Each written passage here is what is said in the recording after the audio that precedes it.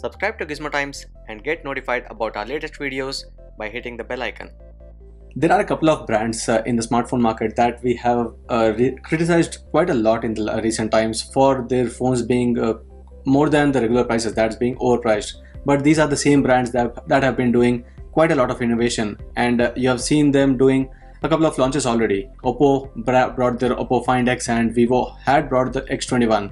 But now what you're going to see in the market is going to be better than the Vivo X21. This is the Vivo NEX, and it comes with a lot more than what the X21 offered, and this is a flagship that comes powered by the Qualcomm Snapdragon 845 chipset, and this has a nearly full display, full screen on the front except for the chin in the bottom. And this phone comes with a couple of very unique and special features. The first one being that elevated front-facing camera. You don't see any camera on the front, you don't see any area for the sensors because the display goes up until the top. But that is where the interesting thing is. You can see that the front camera here pops out. If you switch between the cameras, you see that the camera pops out and pops in. So this is how cool and interesting it looks.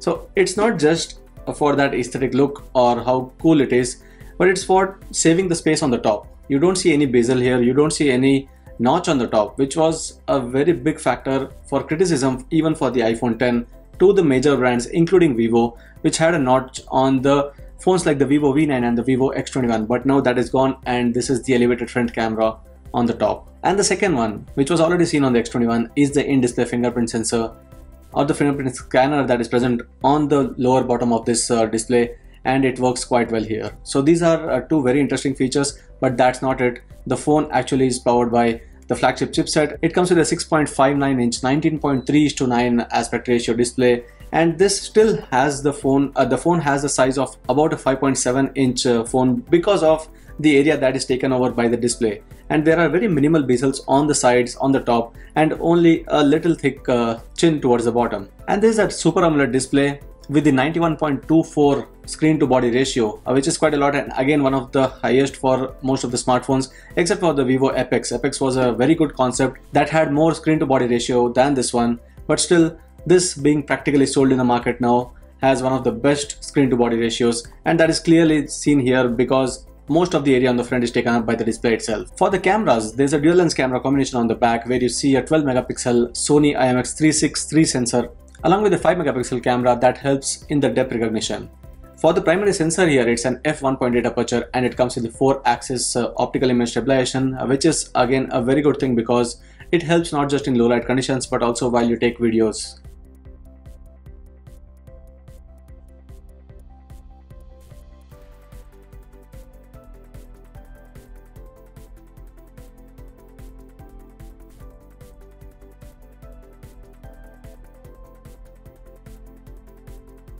On the front, though it's not on the front practically, it's below the display, the front facing camera that pops out or that elevates itself is an 8 megapixel one that comes with the f2.0 aperture, and it actually looks much better for the selfies when compared to the previous Vivo phones, not just the other brands phones but also with the previous Vivo phones. We did compare and felt that the 8MP camera on this one actually looks much better with a natural color reproduction and a very good dynamic range, which you would usually expect from a rear camera and not from a front camera. Something new that Vivo is introducing here is Jovi.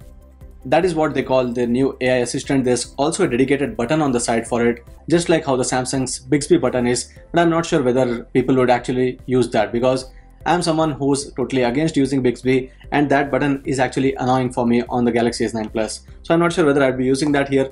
It's present exactly at the place where usually the finger would rest. It does a job similar to how the Google Assistant would do, or even the other assistants such as Siri or the Cortana would do, where they would schedule appointments for you, they would help you with the navigation on the maps, help send text messages, make calls and receive them, and those are a few AI assistant features that they would do.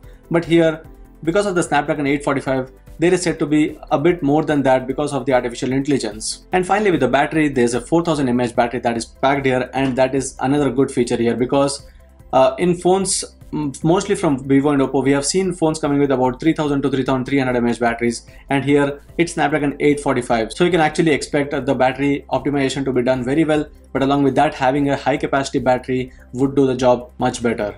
And this has the fast charging support with a 22 watt support, giving you up to 9V 2.5A output, and that is a good fast charging support given here on the Vivo NEX. Again, taking advantage of the chipset, that's the Snapdragon 845, Vivo has optimized the interface to have a few AI functions such as the AI Smart Engine that would do a lot of optimization on the interface and switch off apps that are not being used in the recent times and give more preference to the apps that are regularly used.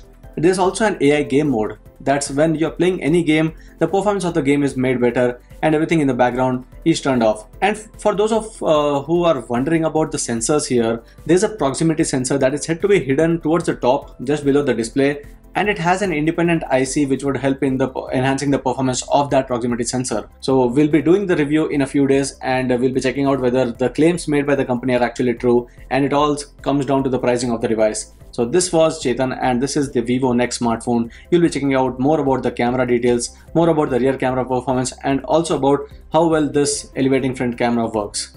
I hope you like this video. If you have any other questions, do let me know, and subscribe to Gizmo for more. Thank you for watching, and see you in our next video.